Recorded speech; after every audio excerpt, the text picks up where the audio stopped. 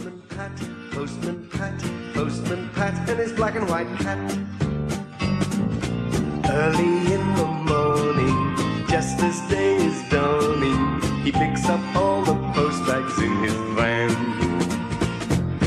Postman Pat, Postman Pat, Postman Pat, and his black and white cat. Postman Pat plays for Greendale.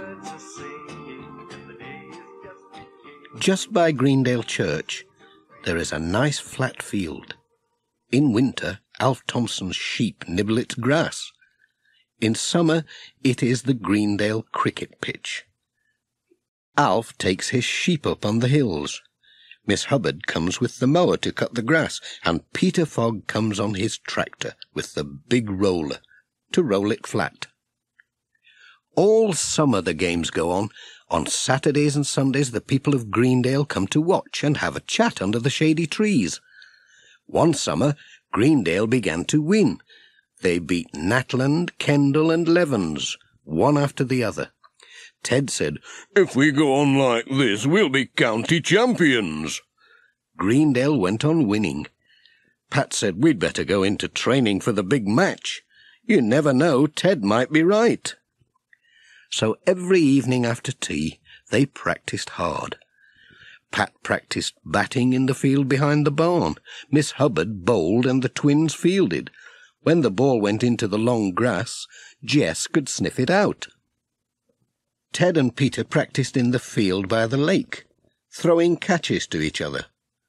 Once the ball went in the water.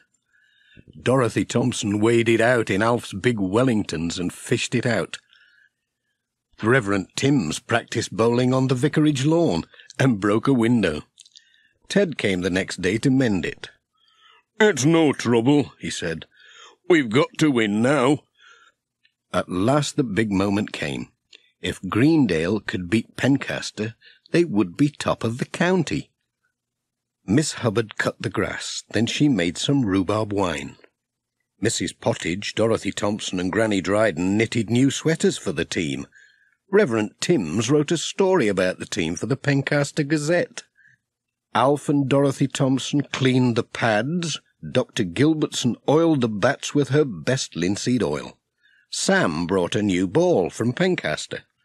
Katie and Tom cleaned the gloves. Mrs. Goggins made the posters and signs for the car park. The day of the match came.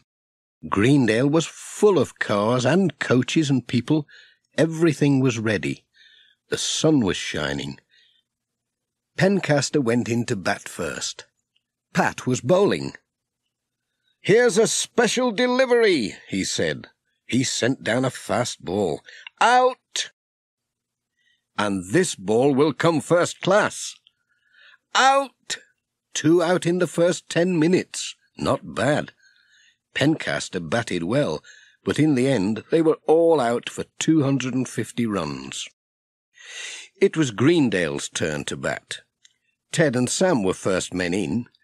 Ted hit a boundary into the vicarage garden. There was a sound of glass breaking. "Oh dear," said Pat. "There's another job for Ted." It was a good game. Pat and Alf were the last men in to bat. They needed 51 runs to win. Alf hit 2 sixes. Now Pat was at the wicket. They only needed 39 runs. "Pat'll do it. You'll see," said Granny Dryden. Her knitting needles were going at top speed. Miss Hubbard began to open the rhubarb wine. Mick Waters was Pencaster's demon bowler. He sent a spinner at Pat. Pat hit it hard. Away it went over the trees. It splashed down in Alf's pond. 6. Another ball. It was one of Mick's best. Pat hit it into the churchyard. Where was the ball? The fielders couldn't find it. Peter Fogg found it months later. It was in a pile of manure. A new ball had to be brought out. "Hooray!" Pat shouted. 6 for a lost ball. "We're winning! Keep going!" Miss Hubbard shouted back. They did keep going. Pat scored another 15 runs. Alf scored 12. They had won. They were the county champions. Hooray! Hooray! How the Greendale people cheered. And how good Miss Hubbard's rhubarb wine tasted. She gave some to the Pencaster team to thank them for playing such a good game. They've been good sports, said Mrs. Goggins. Everyone agreed. Hear, Hear, hear! hear! There was lots of handshaking and smiling and hugging. The Mayor of Pencaster gave the Greendale team a big silver cup. The Reverend Timms made a speech, and the Mayor made a speech. They all had tea and cakes and paste sandwiches. Then it was time to go home. Now that was a day to remember, said Pat, as he gave the cup a polish. I wonder if we'll ever win it again. Postman Pat, Postman Pat, Postman Pat, and his black and white cat.